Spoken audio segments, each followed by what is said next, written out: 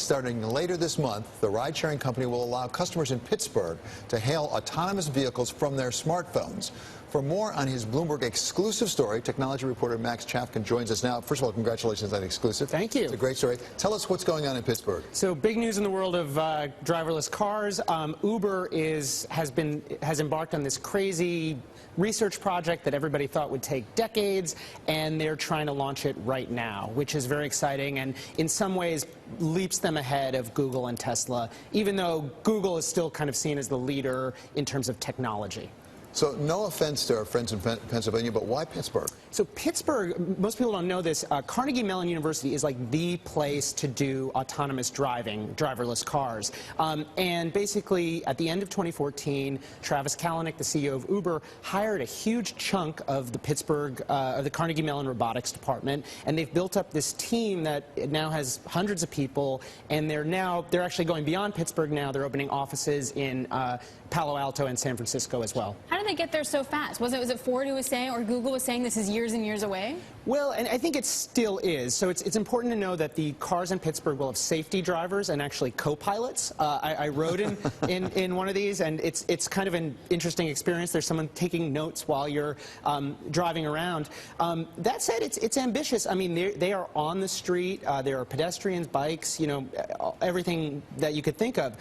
One thing they've done that's interesting and very aggressive is they just bought a company, and that's another thing we're reporting also exclusively, Otto, which is a driverless trucking company.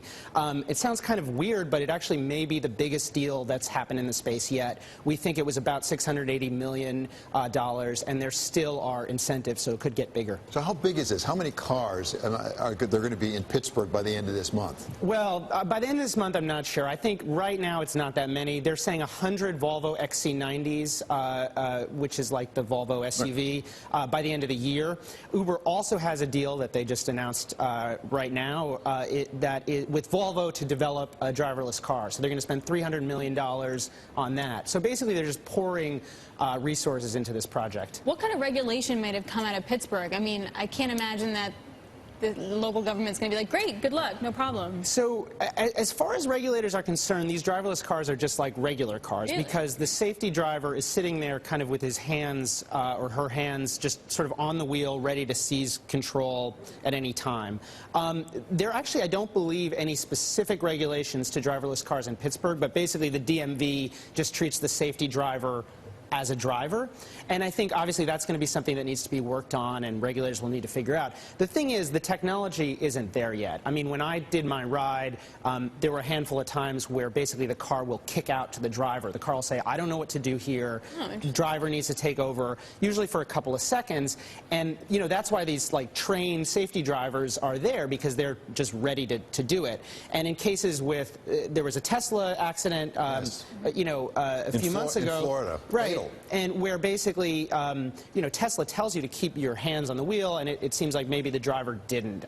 Or in any case, the driver and the computer both made mistakes. Apart from the regulators, which is a great question, what about insurance companies? Do they like this idea or not like this idea?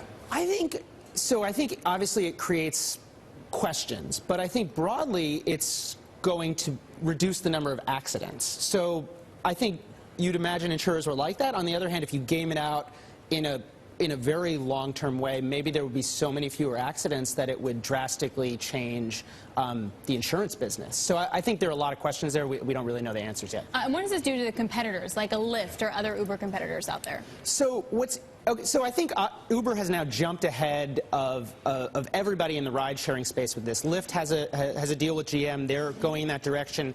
Google has indicated that they want to do this, but obviously it's still early days. The question is, how much money is this going to cost? And you know, Uber is still, you know, scrambling towards profitability. They're involved. They've made huge investments in India. They just made a deal in China, so they don't have to keep losing money there. So I think that's the question: is how can the driverless car thing happen quickly enough that it'll really help Uber's business? And from your reporting, does Uber see this mainly as an urban phenomenon, where you're going to be replacing taxi cabs, or do they see it more broadly?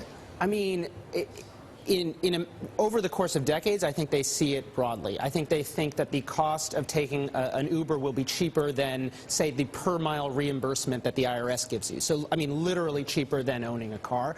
I think in the short term, it's going to be in cities and also in the U.S., where labor is a lot more expensive. Because in China, where drivers are a lot cheaper, it's not clear that the numbers work quite as well. Yeah. Thanks so much. That's great reporting, Max. That's Max Chafkin. He's Bloomberg Businessweek technology reporter. And you can read his story in the latest edition of Bloomberg Businessweek on newsstands right now, Alex.